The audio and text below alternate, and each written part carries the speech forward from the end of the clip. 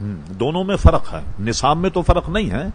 فرق یہ اصل میں کہ زکوٰۃ دی جاتی ہے سال گزرنے کے بعد، اور قربانی جو ہے یہ ایام النہر میں، یعنی ان 3 دنوں میں بھی کوئی آدمی اتنے نصاب کا مالک ہو گیا جو حوائج اصلیہ سے خارج ہو، جس کو عام طور پر ہم سمجھانے کے لیے کہیں 52.5 تولے چاندی خریدی جا سکتی، اتنی رقم، اس پہ قربانی واجب. آج عید کا دن ہے تو آپ پہ قربانی واجب نہیں، اور کسی نے اگر آپ کو پیسے دے دیے اب واجب ہو گئی آپ پہ. بلکہ یہ بھی ایک فقیر نے قربانی لی اور اس نے قربانی کر لی، اس پہ واجب نہیں. اور اب دوسرے دن اس کے پاس اتنا مال آیا تو جو پہلے قربانی کی تھی وہ نفل، اب اس پر قربانی واجب ہو گئی، اب اس کو دوسری قربانی کرنی ہوگی. تو ان تینوں دنوں میں بھی اگر مال آ جائے تو قربانی واجب. یہاں تک کہ 12 تاریخ کو سورج غروب ہونے سے پہلے مال آیا تب بھی قربانی واجب ہو گئی.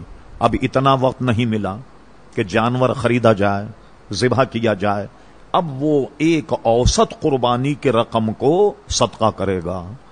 اور اگر اس نے قربانی خرید لی، ذبح نہیں کر پایا اور سورج غروب ہو گیا، اب جانور ذبح نہیں کرے گا بلکہ زندہ جانور صدقہ کرے گا. اور اگر اس نے خدا نہ خواستہ مغرب کے بعد یہ سمجھا کہ چلو قربانی کی نیت سے لائے اور قربانی کر دیں، اس نے قربانی اگر کر دی تو ہمارے علماء نے یہ لکھا کہ مثال کے طور پر اب اس کی قیمت ہم دیکھیں گے کیا ہے.